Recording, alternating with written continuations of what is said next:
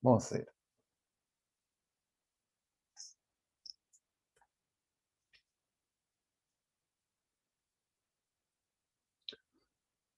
Bueno, muy bien. Entonces, fíjense que acá ya vimos, empezamos a entender por qué es útil esta aproximación y de qué estamos, a dónde apuntábamos con esta idea de definir el momento dipolar eléctrico de una distribución de carga. Eh, como vamos a, como vamos a caracterizar a distintas distribuciones de carga a través de esta identificación con un momento dipolar eléctrico, de manera general uno puede preguntar, bueno, tratamos de entender cómo una dada distribución de cargas a la cual puedo asociar un momento dipolar eléctrico se comporta, por ejemplo, en presencia de un campo externo. ¿Está bien? Entonces, la pregunta que quisiéramos responder ahora es, bueno, ¿qué fuerza experimenta una molécula dipolar, por ejemplo, la del agua, en presencia de un campo externo? Entonces, bueno, el agua, a todos los efectos de los grados de libertad que nos están interesando ahora, que son los grados de libertad asociados con las cargas eléctricas, son dos cargas positivas ubicadas de esta manera y una carga negativa con un centro de cargas relacionado con el oxígeno. ¿Está? Entonces, imaginemos una molécula de agua ubicada de esta manera dentro de un campo externo. Este campo está generado por otras cargas que no nos interesan. Lo que sabemos es que esas otras cargas producen un campo externo uniforme y en la dirección X, en este ejemplo. ¿Está? Y vemos, bueno, cuál es eh, la fuerza o cuáles las consecuencias que tienen en cuanto a la fuerza y a torques que impone este campo externo sobre esta distribución particular de carga. ¿Está bien? Entonces, fíjense que acá tengo una carga negativa, como les dije, y dos positivas, pero esto desde el punto de vista de lo que estuvimos viendo hasta ahora, lo puedo pensar como que en realidad, si no me interesa tanto el detalle que está acá, lo puedo pensar como que en realidad tengo un centro de cargas negativo y un centro de cargas positivo, separado por una distancia d, y eso va a dar lugar a una caracterización de un momento dipolar P, ¿no? Y entonces lo que puedo pensar es que, bueno, las cargas negativas, que en este caso tiene que ver con esta carga original acá, será esta que está acá, y como está en presencia del campo externo E, que es que estoy analizando, bueno, si tengo esta carga en presencia de ese campo externo va a sentir una fuerza, ¿está bien? Que como la carga es negativa, va a ir en sentido opuesto a X versor, va a ir en menos X versor, ¿no? Porque acuérdense que la fuerza era Q veces el campo, y en este caso Q es negativo. Así que si esta es una carga menos Q, la fuerza va a ser menos Q por el campo eléctrico en este punto, y la fuerza neta sentida por las cargas positivas van a tener que ver con Q veces el campo eléctrico en este otro punto. ¿Está bien? Ahora, como el campo es uniforme, el valor del campo en este punto, que aparece acá, es exactamente el mismo al valor del campo en este punto. Las fuerzas son diferentes por la Q que aparece, porque acá tengo una carga positiva y acá tengo una carga negativa, pero en cuanto a módulos, las fuerzas tienen igual módulo, ¿no? Las dos son Q por E, Q por módulo E. Entonces, teniendo en cuenta eso, sobre el dipolo, la fuerza total, si yo esto lo pienso como, ¿se acuerdan? Como un cuerpo, por ejemplo, un cuerpo rígido que veían en mecánica, la fuerza total sobre esta molécula va a tener que ver con la fuerza más y la fuerza menos. La fuerza total, y como son iguales en módulo, y se oponen en sentido, ¿no? Porque una va en dirección X versor y la otra va en dirección menos X versor, la fuerza total es cero. Así que el centro de masa de esta molécula de agua, cuando está metida en un campo eléctrico uniforme, no va a cambiar su estado de movimiento, ¿no? No se va a acelerar, ¿sí? Porque la fuerza total es cero. El centro de masa no se acelera. Ahora, lo que sí va a suceder, ¿alguien me puede decir qué es lo que va a suceder con la molécula de agua? Y va a haber como rotación, ¿o no? Exacto, porque por más que las fuerzas netas sean nulas, están aplicadas sobre distintos lugares, sobre distintos puntos. O sea, si esta fuerza estuviera aplicada, si las dos fuerzas estuvieran aplicadas sobre el mismo punto, nada, se anulan. Pero una está aplicada en un punto y la otra está aplicada en otro, del cuerpo rígido. Y por lo tanto, lo que va a inducir es que el dipólito este gire, ¿no? Gire en el sentido horario. ¿Está bien? Horario. Y eso sucede porque como están aplicadas en distintos puntos, hacen un torque. Hay un torque. ¿Esto lo vieron en mecánica? ¿Se acuerdan de la idea de torque? ¿O momento de una fuerza? Sí, la parte, la última que dijiste de momento, sí, la de torque no. Bueno, se llama torque al momento de una fuerza. Viene de torcer, de torquere. Y tiene que ver con esto, con caracterizar no solo la fuerza, sino el punto donde está aplicado. Ahora lo vamos a ver más adelante. Es el momento de una fuerza. El torque, o momento de la fuerza, tiene que ver, por definición, era el producto vectorial entre la fuerza y el vector donde está aplicada esa fuerza. Que si yo estoy escribiendo las cosas desde este sistema de referencia, el punto donde está aplicada la fuerza esta de acá arriba es R+, que es donde la posición de la carga positiva. ¿Está bien? Entonces, el torque que hace esta fuerza tiene que ver con R+, producto vectorial, la fuerza coulombiana. ¿Está bien? Así que es R+ por Q por E. Este producto es el producto vectorial, entre este vector y este vector.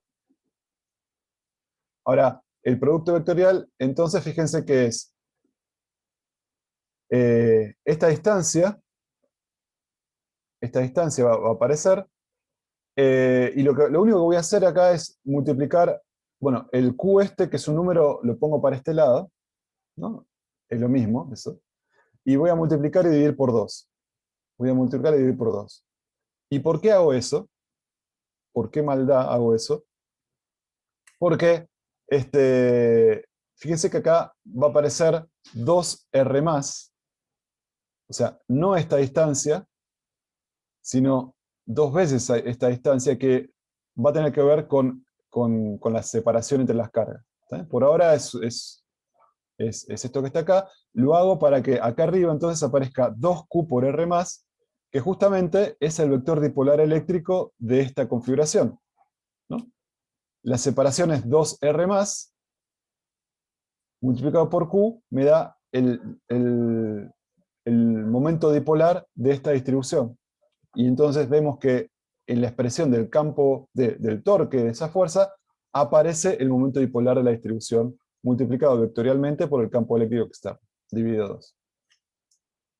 ¿Está bien? Fíjense, no sé si se acuerdan, cuando tienen un producto vectorial, usan la regla de la mano derecha y tienen el producto vectorial entre el vector P y el campo eléctrico. Lo que tienen que hacer con la regla de la mano derecha es cortar con los dedos el primero e ir a buscar el segundo. Y cuando hacen eso, el pulgar les da la dirección y sentido del vector resultante, ¿no? Y entonces el vector resultante de este producto vectorial es un vector que entra a la pantalla, ¿no? Si ustedes hacen esto, enganchan con los dedos de la mano derecha el vector P y después al vector E, el pulgar les queda entrando a la pantalla. Eso significa que tau, el torque, es un vector que tiene dirección hacia la pantalla. ¿Sí? El tau más. Y cuando hacen lo mismo con tau menos, que calculan lo mismo para esta fuerza, que está aplicada ahora no en R+, sino en R-, hacen exactamente lo mismo y les va a quedar exactamente lo mismo. P por E sobre 2. ¿Está bien? Porque va a haber un signo menos, porque R- es lo mismo que R+, pero cambió de signo, pero Q también es lo mismo que Q, menos Q es lo mismo que más Q, pero cambió de signo, y entonces esos dos cambios de signo se anulan, y me va a quedar exactamente la misma expresión. ¿Está bien? Acá abajo. Y entonces el torque total, es el torque de la fuerza de arriba más el torque de la fuerza de abajo, es sumar los dos, así que el torque total es directamente el producto vectorial entre el vector P y el campo eléctrico externo. Si ustedes recuerdan, el producto vectorial entre dos vectores, cuando los vectores son colineales, o sea, son paralelos, ahí es nulo. Entonces, lo que me dice esto es que toda vez que P no esté alineado con el campo eléctrico, o sea, si P estuviese alineado con el campo eléctrico, significa que está ubicado en el eje x-versor, solo en ese caso el torque sería cero. Si no, aparecería un torque que trata de justamente alinear el momento, la consecuencia dinámica de la aparición de este torque, es que todo el sistema va a empezar a girar para tratar de alinearse con la dirección del campo eléctrico externo. ¿Está bien? Así que, bueno, eso lo podemos ver acá. ¿Se acuerdan que el producto vectorial entre los vectores tenía que ver con un vector que sale de la regla de mano derecha, y el módulo de ese vector era el módulo del primer vector por el módulo del segundo por el seno del ángulo que forman los dos. ¿Está bien? Por el seno del ángulo que se establece entre un vector y el otro, ¿no? Que tendría que ver con este ángulo que está acá. Ahora, si ese ángulo es cero, o sea, si son colineales, el torque es cero, que era lo que yo les decía antes. Y si no es cero, lo que va a aparecer es un torque que va a tratar de alinear la dirección del dipolo con la del campo externo. Y ese es el efecto que tiene el campo externo uniforme con el dipolito este que está acá. Entonces, resumiendo. Resumiendo no. ¿Está claro lo que acabamos de ver? En presencia de un campo externo constante y uniforme, no hay fuerza neta, pero sí hay un torque que tiende a alinear al dipolo con el campo externo. ¿Está bien? Ahora, imagínense qué pasa con un dipolo en esta otra situación. El dipolo que a mí me interesa caracterizar, o sea, estas dos fuentes, está ubicado frente a un campo generado por una carga puntual en un punto. Entonces, el campo al que está sometido el dipolo no es constante ahora, ¿no?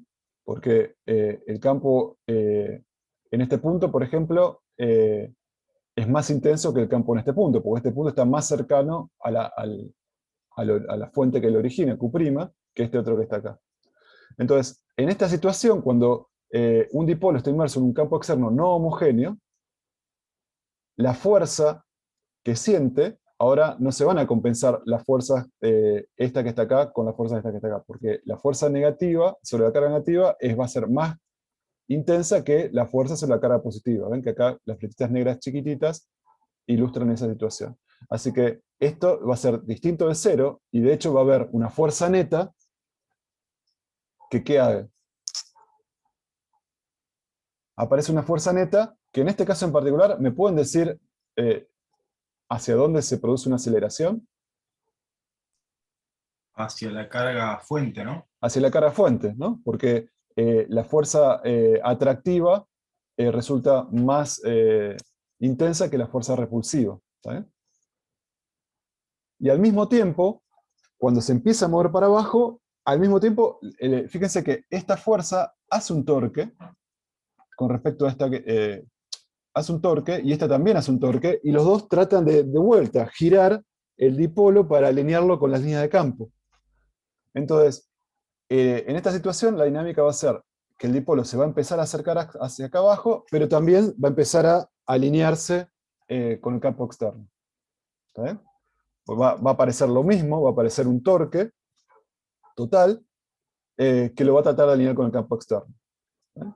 Y entonces, lo que acabamos de ver es la interacción de una carga puntual, del campo generado por una carga puntual con un dipolo. Por ejemplo, si tengo un ion de cloro, cómo interactúa con moléculas de agua, ¿no? O un ion de sodio, cómo interactúa, cuál es la consecuencia de tener un cloro para los dipolitos del agua o del sodio con los dipolitos del agua. ¿Se entiende? Este es un ejemplo de carga, de interacción carga-dipolo. Aparece este tipo de dinámica. Y después uno puede, y esto se los voy a dejar para discutirlo ustedes, puedo decir, bueno, ¿qué pasa cuando tengo un dipolo enfrentado a otro dipolo? O sea, tengo un dipolo, que es este que está acá, en el campo generado por otro dipolo. ¿Eh? Y entonces les pido que ustedes me indiquen, acá dibujé 4 situaciones. Este dipolo siempre es el que genera el campo, lo voy a dejar quieto. Y me pregunto, ¿cuál es la fuerza y los torques que siente este dipolo en presencia de este dipolo en presencia de este en presencia de y este en presencia de este? ¿Está bien? ¿Lo discutimos la clase que viene? ¿Eso? Para que vean por cómo viene la mano, por ejemplo, en el caso de este verde, tengo dos dipolos paralelos. Y me pregunto, bueno, ¿cuál es la fuerza que el dipolo negro le hace al dipolo verde?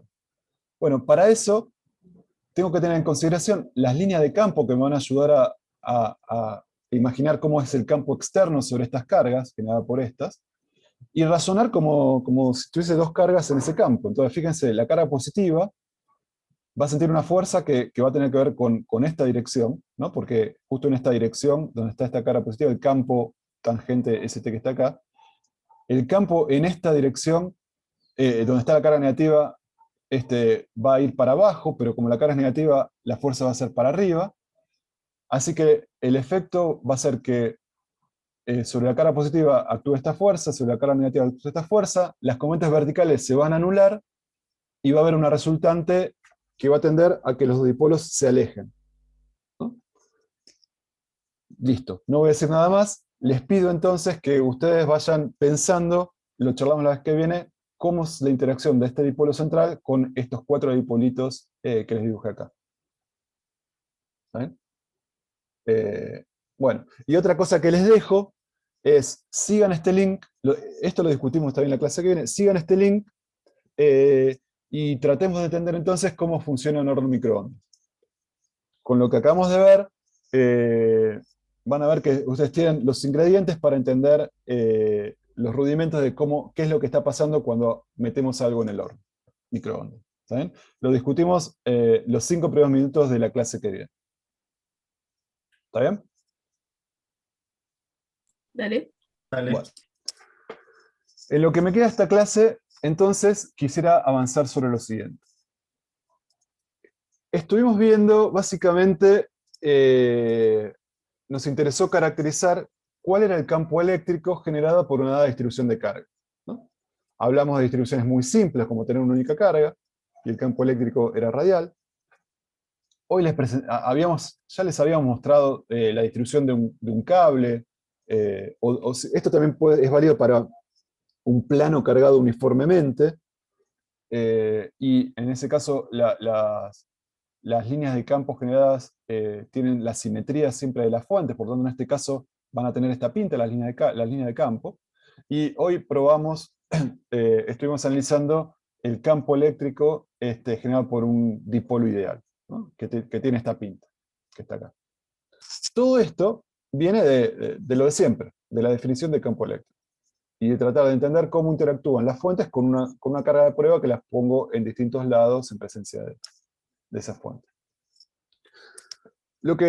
Entonces, estos dibujos, estas líneas que estamos trazando, tienen mucho que ver con la naturaleza del campo eléctrico que se genera en cada caso. Por lo tanto, hay reglas dibujísticas, si quieren, que reflejan propiedades muy, muy propias de la naturaleza de la interacción coulombiana, ¿sí? La naturaleza del campo eléctrico. Por ejemplo, lo que vimos fue que ya mencionamos, es que las líneas de campo nacen o mueren en cargas positivas o negativas, respectivamente.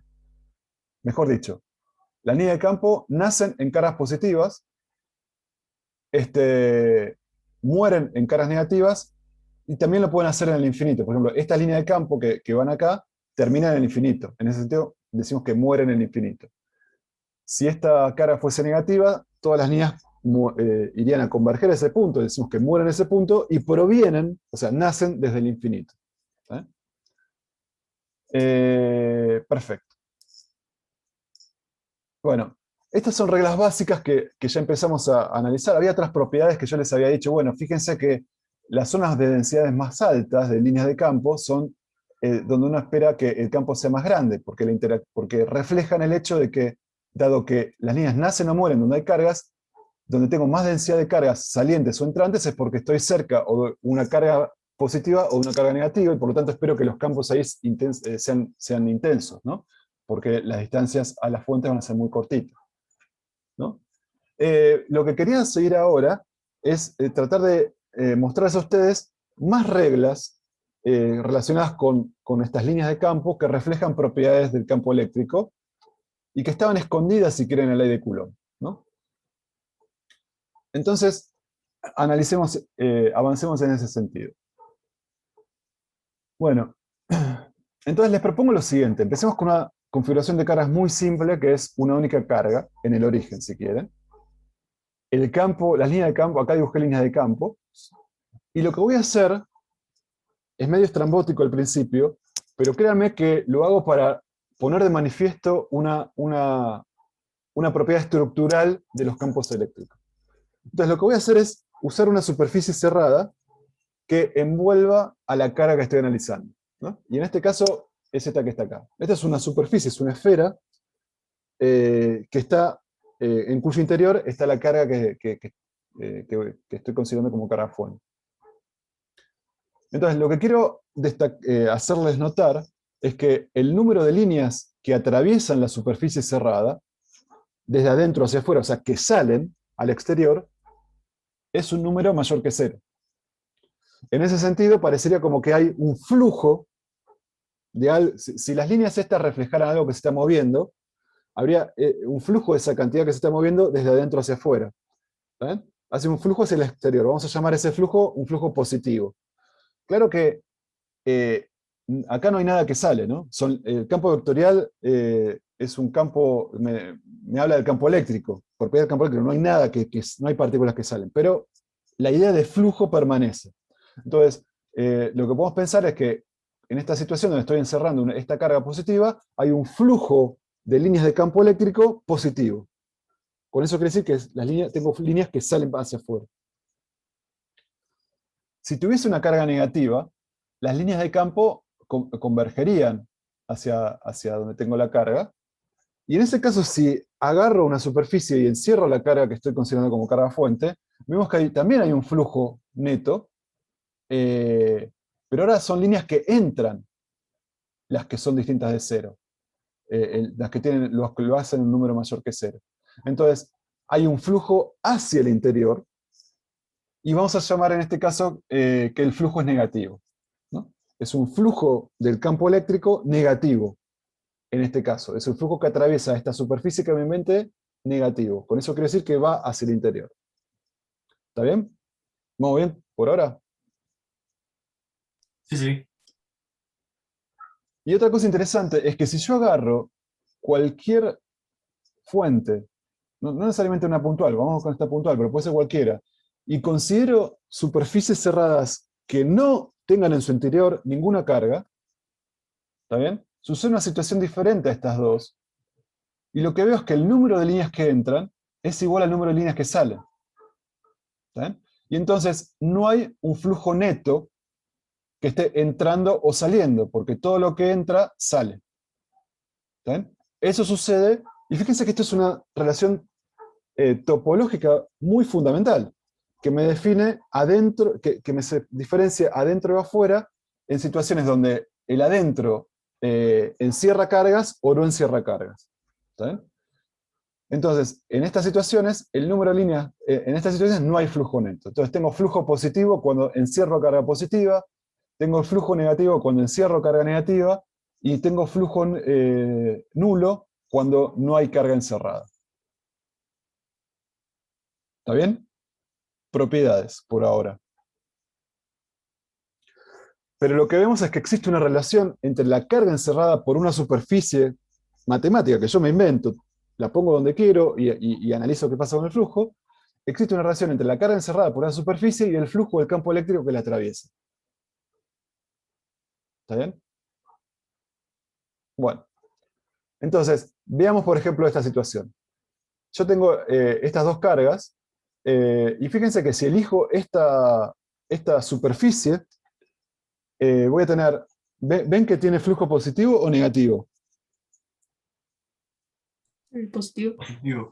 Positivo. Y están de acuerdo que encierra la carga positiva. ¿Saben? Entonces valdría lo que estuvimos viendo antes, lo que estuvimos viendo recién. Si eligiese esta otra superficie cerrada, ¿El flujo es positivo o negativo? El flujo del campo eléctrico. Negativo. Negativo, y eso está de acuerdo con el hecho de que, como dije antes, la carga encerrada en este caso es negativa. Y si ahora elijo esta otra superficie, les pregunto, ¿cuánto es la carga encerrada acá? ¿Se podría 0. anular? 0, es la carga total. Y ustedes me pueden decir así a ojo si ven un flujo positivo o negativo de línea de campo. No, como que parece 0 también. Es 0, porque si ustedes se prestan atención, como las líneas, toda línea, bueno, en este caso particular, toda línea que sale de la positiva termina en la negativa. Entonces, las líneas que salieron volvieron a entrar por un lado, siempre. ¿Está bien? Entonces, en este caso, tampoco, el flujo es 0. Entonces, en este caso, la carga encerrada es 0 y coincide con el flujo 0 como vimos antes. Y esto lo podrían hacer con cualquier superficie que metan acá, ¿no? Con cualquier superficie que elijan, siempre la carga encerrada está en una relación muy directa con el flujo del campo eléctrico que atraviesa esa superficie que estoy usando para encerrar la carga. Voy a hacer otro ejemplo. Acá tengo una carga positiva que es 3 veces la carga negativa de esto. ¿Sí? Ya vimos esta distribución de cargas. Vimos que algunas líneas mueren acá, pero hay otras, cuando yo calculo el campo eléctrico, ¿se acuerdan? Calculo el campo eléctrico, bueno, algunas se escapaban. ¿Se acuerdan esto? Sí. Bueno, entonces fíjense que en esta situación, si yo encierro esta carga, bueno, está claro que la carga encerrada es positiva y veo que tengo un flujo positivo, porque es flujo saliente. Si yo agarro esta superficie, la carga neta encerrada es negativa, y para esta superficie, fíjense que para esta superficie en particular, tengo un flujo neto de líneas que entran. ¿Ven? Entonces el flujo es negativo, en concordancia con que la carga encerrada es negativa. Ahora, si yo eligiera una superficie que encierra a las dos cargas, ahora la carga neta encerrada no es nula para esta cosa, sino que es positiva. Y si ustedes ven que hay líneas de campo que salen, hay algunas que vuelven a entrar, pero si ustedes hacen la cuenta, tengo más líneas que salen que entran, así que tengo un flujo neto positivo también, en concordancia con el hecho de que la carga encerrada neta es positiva. Entonces, estos son ejemplos, pero lo que estamos viendo es que está valiendo que existe una relación entre la carga encerrada por una superficie y el flujo del campo eléctrico que la atraviesa. ¿Sí? De tal manera que tengo, si la carga encerrada es positiva, el flujo es positivo; si la carga encerrada es negativa, el flujo es negativo; y si es nulo, el flujo es nulo. A esta relación se la conoce como ley de Gauss. ¿Sí? Esta es la famosa ley de Gauss, que me vincula. Fíjense que no me habla exactamente del campo eléctrico. Me vincula la carga encerrada por una superficie con el flujo del campo eléctrico que atraviesa la superficie. No me dice cuánto vale el campo eléctrico, me habla sobre el flujo que atraviesa una superficie. Esa es la ley de Gauss. Y esa es mi perro. Bueno. A ver. Vamos a... Bueno. Entonces, esto es súper importante que entiendan conceptualmente de qué se trata la ley de Gauss, ¿no? Cuando estén perdidos con la matemática, agarren esta imagen y refresquen qué es lo que están haciendo, ¿saben? Qué es lo que está detrás de la matemática de la ley de Gauss. Pero para hacer algunas consideraciones vamos a tratar de traducir este concepto a un lenguaje matemático. Entonces vamos por eso. Entonces, lo que vamos a tener que aprender a calcular, Gauss me habla del flujo del campo eléctrico que atraviesa una superficie. Entonces tengo que aprender cómo se calcula eso. Entonces, vamos a empezar por una situación la más fácil de todas. Supongamos que tengo un campo eléctrico constante que atraviesa perpendicularmente una superficie S. Tengo esta situación, un campo eléctrico constante, o sea, líneas de campo son estas que están acá, que atraviesa perpendicularmente a una superficie S. Esta superficie no es cerrada, ¿no? Es como una baldosita. Esta superficie tiene área S, bueno, perdón, es la superficie que tiene área A, ¿está bien? Y ¿cómo caracterizo una baldosita? Por el área que tiene y además por la dirección en donde está apuntando, el versor normal, ¿no? Pues no es lo mismo tener a la superficie así, así, así, así, así. ¿Cómo defino la orientación de la baldosita? Bueno, a través del versor normal a la misma, del versor N. Entonces, especificar quién es esta baldosita, es decir, cuál es su área y cuál es la dirección del versor normal a la baldosita, ¿no? Entonces, en este caso particular, para empezar a hablar de flujo, vamos a calcular el flujo de un campo constante que atraviesa perpendicularmente la superficie de esta baldosita S. Entonces, E es paralelo al versor N, ¿no? De esta manera, estoy modelando la situación donde el campo eléctrico atraviesa perpendicularmente a la superficie, ¿no? E es paralelo al versor N. Y además, como es constante en todo punto de la superficie. El campo eléctrico acá es el mismo que el campo eléctrico acá, el mismo campo eléctrico acá, etcétera, etcétera, ¿no? Entonces, vamos a definir el flujo como el producto del campo eléctrico por el área. En esta situación donde el campo eléctrico es constante por todos lados, directamente es el campo eléctrico por el área total, ¿no? Ese es el flujo del campo eléctrico que atraviesa perpendicularmente a esta superficie, ese que está acá. ¿Estamos de acuerdo por ahora con esta definición fácil? Sí. Bueno, entonces, ahora vamos a complicarlo un poquito, para ir llevándolo a una definición de flujo que sea más general que esta. ¿Molesta mucho alguien quiere una heladera o un horno? No, ¿no? Bueno, ahí se cayó. Bueno, entonces, vamos a seguir suponiendo que el campo eléctrico es constante, pero ahora vamos a pensar que la baldosita no está perpendicular, sino que está como inclinada, ¿está? Forma cierto ángulo con la dirección del campo eléctrico. Entonces supongamos que E es constante, pero que no es perpendicular a la superficie S. Entonces, el campo eléctrico es este que está acá, y la superficie ahora está inclinada. Fíjense que el versor N normal a la superficie forma un ángulo θ. ¿Les molesta mucho el ruido? ¿Quieren que pare un segundito? No, Bueno, disculpa. Eh, Forma un ángulo θ con respecto al campo eléctrico, ¿no? En esta situación, fíjense que θ era 0, ¿no? Porque eran paralelos, campo eléctrico y n versor. En esta situación, el n versor forma un ángulo θ con respecto al campo eléctrico. Pero el campo eléctrico, de todas formas, es constante, es el mismo acá, que acá, que acá, que acá, que acá, que en todo punto de la superficie. Entonces, fíjense lo siguiente. Agarren la mano de ustedes. Agarren la mano de ustedes. Póngasela frente a su cara e inclínenla. ¿Está bien? Que forme cierto ángulo. El área, la altura efectiva que enfrenta las líneas de visión de ustedes, a medida que la van inclinando la mano, se va haciendo más chica, ¿no? Es como si ustedes estuvieran mirando la mano que está inclinada acá. Esta altura, esta es la altura efectiva para las líneas de la visual que ustedes están poniendo en juego cuando están mirando la mano de frente. De la misma manera, esta es la altura efectiva de la baldosa, digamos, de la baldosa que se enfrenta al campo eléctrico este que estoy dibujando. Esta es la altura efectiva. Ya no es más esta dimensión, ¿no? Sino que es esta que está acá. ¿Y cuánto vale esa altura efectiva? Bueno, fíjense, si la baldosa tenía dimensiones A por B, la baldosa original, A por B, la altura esta, que está acá, ¿está bien?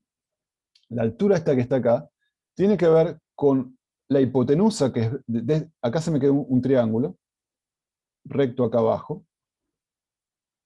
Acá tengo el ángulo θ, B sería la hipotenusa, y esta cantidad, que es la altura del lado perpendicular al campo, tiene que ver con el lado adyacente al ángulo, y por lo tanto está relacionado con la hipotenusa, con B como B coseno de θ, ¿no? Entonces, el área efectiva es esta altura por esta dimensión. Esta altura es B coseno de tita, multiplicada por A por B por coseno de tita, es el área efectiva, el área que se enfrenta realmente a las líneas de campo que las atraviesan perpendiculares. ¿Está bien? Entonces, el área efectiva ahora es A por B por coseno de tita, pero A por B era el área original de la baldosa, así que el área efectiva, el área que acá llamé A perpendicular, es el área que tenía originalmente por coseno de tita. Fíjense que si tita es 0, el área efectiva es todo el área, y a medida que voy inclinando, el área efectiva va disminuyendo, y cuando el ángulo es pi sobre 2, o sea, cuando la baldosa está, supongamos, este es el campo eléctrico, la baldosa, en lugar de estar así, está así, tita es pi sobre 2, y el flujo que la atraviesa es 0. ¿Está bien? Porque en ese caso el versor normal queda perpendicular al campo eléctrico. Y este coseno de tita es coseno de pi sobre 2 y se hace 0. ¿Está bien? Entonces el área efectiva va disminuyendo a medida que aumenta tita hasta que se hace 0 cuando tita es pi sobre 2. ¿Está bien eso? Em, una pregunta, o sea que Sí. el flujo es el área, o sea, la superficie que atraviesa el campo eléctrico. La superficie efectiva, en este caso. ¿Está ¿Qué bien? sería efectiva? Claro, claro. O sea, sí, exacto. Pero ¿qué sería efectiva? Efectiva es que es esto que está acá. Es que en lugar de el área, la total de la baldosa, tengo que tener en cuenta que el área que tengo que considerar es esta que está acá abajo. Ah, está bien. ¿Está bien? Es esta que está abajo. ¿Cómo se calcula? Es A chiquitita, que es esta dimensión, por esta altura. Y esta altura es B coseno de tita. Así que el área efectiva es A por B coseno de tita. O lo que es lo mismo, el área original por coseno de tita. Genial. Entonces, el flujo en esta otra situación es el campo eléctrico por el área efectiva, así que es E por A por coseno de tita. Este caso particular era una situación donde tita valía 0. Por eso me quedaba E por A nada más. Ahora, matemáticamente, yo a esta expresión la puedo pensar como que es el producto de interno entre el campo eléctrico, producto interno, producto escalar, el n versor por A. Porque fíjense, esta cosa que está acá, que es el módulo del primero, por el módulo del segundo, que es 1, por el coseno entre los dos, que es coseno de tita. Pero justamente eso es esto que está acá. Así que escribir esto es lo mismo que escribir que el flujo lo tengo haciendo el campo eléctrico, producto interno, el n versor de la baldosa, multiplicado por el área de la baldosa. ¿Eh? Esto es exactamente lo mismo que esto que está acá. Bueno, al área, muchas veces al área por el n versor de la baldosa, a todo esto se lo llama como superficie, o sea, como la superficie S, y se lo nota como un vector. Pero ¿qué es? Es el vector que tiene módulo área y dirección la normal a la superficie. A veces lo pueden encontrar escrito como de esta manera. Me perdí cómo hiciste, cómo apareció el versor normal. Bueno, no, lo que te estoy diciendo es, ¿estás de acuerdo que el flujo en esta situación más general se puede escribir de esta manera, ¿no? Sí, hasta ahí sí. Bueno, entonces yo te digo, mira, si vos me crees que se puede escribir de esta manera, me estás creyendo que se puede escribir de esta manera. ¿Por qué? Porque hacer esta cuenta, ¿qué es? Esto es un número que es igual a el módulo de E por el módulo de n versor, que ¿cuánto vale el módulo de un versor? Vale 1. Por Sí, el sí. coseno del ángulo entre los dos, pero el coseno del ángulo entre los dos es coseno de tita. Bueno, pero eso es esto. E por coseno de tita por A es esto que está acá. Ah, ok. Sí, sí. Gracias. Bueno, y entonces ya estamos en condiciones de ver qué pasa en situaciones más generales. ¿Qué quiero decir con esto? Bueno, ¿qué pasa si la superficie es de forma arbitraria y si el campo no es constante sobre la superficie? Les propongo pensar esto que está acá. Y entonces fíjense, esta situación, bueno, esta superficie no es una baldosa, evidentemente, Y el campo eléctrico, consideremos que se está como abriendo un poquito, es un poco más intenso acá que acá. O sea, no es el mismo, no es el mismo. Entonces, ¿cómo hago para calcular entonces el flujo en esta situación? Donde están variando, yo sé calcular flujos sobre baldosas, a lo sumo sobre baldosas inclinadas. ¿Cómo cats hago para calcular flujos sobre esta superficie? Bueno, lo que voy a hacer es lo que vamos a hacer bastantes veces acá, que ya lo hicimos cuando calculamos el campo de una distribución de carga. Es tratar de descomponer el problema en un dominio donde yo sepa cómo calcularlo. Entonces, si yo aproximo a esta superficie por muchas baldositas, ¿está bien? Por muchas baldositas, bueno, para cada baldosita yo sé calcular cuál es el flujo que le atraviesa a esa partecita infinitesimal de la superficie, porque va a tener la pinta de esta cosa que está acá, que es lo que acabamos de hacer. ¿Por qué? Porque si las baldositas son chiquititas, voy a poder aproximar la superficie por baldosas planas, como las que estaba trabajando, y además voy a poder considerar que el campo eléctrico en todos los puntos de una dada baldosa es prácticamente uniforme, no cambió, porque voy a considerar baldosas muy chiquititas. No estoy diciendo que el flujo acá es el mismo que el flujo acá, perdón, que el campo eléctrico acá es el mismo que acá, ni que acá, ni que acá. ¿No? Eso no lo puedo decir porque el campo eléctrico puede variar, pero dentro de una misma baldosa, si es suficientemente chica, voy a poder considerar que el flujo ahí adentro es constante. Entonces, con esas dos cosas, voy a poder calcular el flujo en cada una de esas baldositas de esta manera. Porque voy a tener un flujo, un campo constante y el flujo sobre una baldosita. ¿Está bien? Entonces, acá les estoy mostrando tres situaciones. Supónganse, en este caso particular, esta baldosita sería esta que está acá.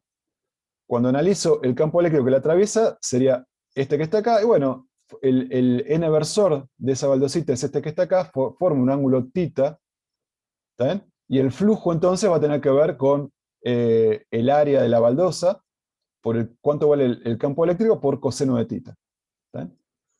Otra forma de pensarlo es que yo tengo el campo eléctrico, cuando lo multiplico por coseno de θ, lo que estoy haciendo es proyectarlo en la dirección normal a la superficie. O sea, me quedo solamente con la componente normal de este vector. Este vector, si yo lo dibujara, tiene una componente normal y una componente perpendicular a n-versor.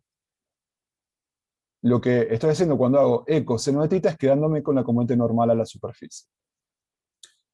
Ahora, esto sucede para esta baldosa. Para esta baldosa que está acá, fíjense que esta baldosa, el campo eléctrico es tangencial a la superficie, o sea, es perpendicular al n-versor. ¿Está bien? Entonces, ¿cuánto vale el flujo que atraviesa esta mini baldosita? 0, porque el campo le entra de refilón. O sea, no pincha en ningún momento ninguna parte de esa superficie, ¿no? Le entra de refilón, le entra de canto. Así que esta en particular no va a tener flujo. Esta otra que está acá, que es esta otra, por su parte, cuando yo evalúo cuánto vale el flujo acá adentro, bueno, el flujo va para este lado. El flujo va para este lado. ¿Está bien? Ahora, muchas veces cuando yo quiero describir una superficie que es cerrada, voy a usar la convención de que la normal la pongo siempre hacia afuera de la superficie. Entonces, con esa convención, cuando yo haga la cuenta, fíjense que me va a aparecer E por coseno de θ, el θ que tengo que asumir acá es todo este que está acá, porque la normal estoy asumiendo que es la que va hacia el exterior de la superficie original. Entonces, todo esto para decir que la cuenta para esta baldosita me va a dar un flujo, pero negativo, porque el coseno de este ángulo va a ser un número negativo, ¿no? Está bien, porque el producto interno de dos vectores, cuando los dos vectores no están en el mismo cuadrante, ¿no? Sino que uno apunta por un lado y el otro apunta por otra cosa, si ustedes recuerdan, da negativo. En definitiva, esta baldosita va a contribuir negativamente al flujo, pero está bien, porque justo en esa baldosita el campo está entrando hacia el interior. Esta baldosita, por ejemplo, es un ejemplo de una contribución positiva al flujo, ¿está bien? Porque el campo parece salir de esa baldosita hacia el exterior. Y esta, bueno, esta no va a contribuir en nada porque justo para esta el campo es tangente a la superficie. ¿Está bien? Entonces, lo que hacemos es dividir la superficie en baldositas de área infinitesimal delta S o delta A, de manera tal que ajusten bien a la superficie de interés y el campo sobre cada baldosita pueda ser considerado constante. Y una vez que hago eso, ya sé calcular cuánto vale el flujo infinitesimal sobre la baldosita iésima. Vale el campo eléctrico en esa baldosita, producto interno, el versor normal a esa baldosita por el área de esa baldosita. Es exactamente esta cosa que está acá. ¿Está bien? Para una baldosita infinitesimal es esta expresión que está acá. Ahora, esto es el cachito de flujo asociado a este área. Yo para ver el flujo total, tengo que sumar sobre todos los flujos de todas las baldositas que usé para este recubrimiento. Así que tengo que sumar todos los flujos infinitesimales delta phi sub i. Tengo n baldosas. Así que la cuenta que tengo que hacer es esta, sumando sobre este producto, el que yo tengo en esta baldosa, en esta baldosa, en esta baldosa, en esta baldosa, ¿no? Donde van a aparecer todas estas situaciones. Ahora, claro, si yo quiero que el recubrimiento me refleje la geometría de la superficie que estoy caracterizando, voy a tener que usar baldosas muy chiquititas para que el baldosado se quede pegado a la superficie y refleje fielmente la forma. Pero eso quiere decir que voy a tener que usar muchas de esas. Entonces, esta suma es una suma de cosas de área infinitesimal, pero son infinitas. Nuevamente, esta suma en el límite me lleva a la idea de una superficie, una integral sobre una superficie, sobre la superficie que estoy recubriendo acá de esta manera. ¿Qué estoy integrando? Estoy integrando esta expresión. ¿Cuánto vale la componente normal a la superficie local en este punto, en este punto, en este punto, en este punto, etcétera, etcétera? ¿Está bien? Entonces, esta expresión es el flujo general, una expresión general para el flujo que atraviesa cualquier superficie cerrada. ¿Está bien? En principio puedo calcular flujos sobre superficies abiertas o cerradas, ¿no? Si es cerrada, bueno, si es cerrada, como yo les dije antes, se toma por convención los versores n versor apuntando hacia el exterior de la superficie cerrada. Eso trae como consecuencia que esta contribución sea negativa, como les expliqué antes, y esta contribución sea positiva, ¿no? Lo que les decía antes. Bueno, y entonces, quiero terminar la clase de hoy con esta consideración. O sea, todavía no hicimos ninguna cuenta. ¿Está bien? Quizás empiecen a ver esto un poquito hoy en la práctica, o si no lo vemos la que ves que viene en la teórica. Pero la relación tan fundamental que habíamos identificado antes, en términos de que existe una relación entre carga encerrada por una superficie cerrada y flujo del campo eléctrico que la atraviesa, que llamamos ley de Gauss, formalmente da lugar a esta expresión, que es la ley de Gauss, que me dice que el flujo que atraviesa una dada superficie cerrada, que acabamos de ver que es esta expresión, acá muchas veces la integral de superficie, cuando se trata de una superficie cerrada, a veces se le agrega un circulito acá para recordar que la integración es sobre una superficie cerrada. Entonces lo que dice Gauss es que el flujo del campo eléctrico que atraviesa la superficie cerrada S es es proporcional a la carga encerrada. Y de hecho es 4πk veces la carga encerrada. Eso es lo que dice la ley de Gauss. Eso es lo que estuvimos viendo que estaba pasando en estos ejemplos que estuvimos analizando. Y la clase que viene vamos a sacarle un poco de jugo a esta expresión y avanzar un poquito por ese lado. ¿Alguna pregunta? El 4πk, ese, digamos, ¿viene por la ley de Gauss No, o bueno, lo escribimos? esta es la ley de Gauss. Esta es la ley de Ah, ok. Gauss para que valga, porque lo que estuvimos viendo acá, con los dedos un poco, es que había una relación entre carga encerrada y flujo. Bueno, la relación es esta que está acá. La igualdad matemática se da cuando vos igualás el flujo con 4πk veces la carga encerrada. Perfecto, gracias. Perfecto. ¿Otra pregunta?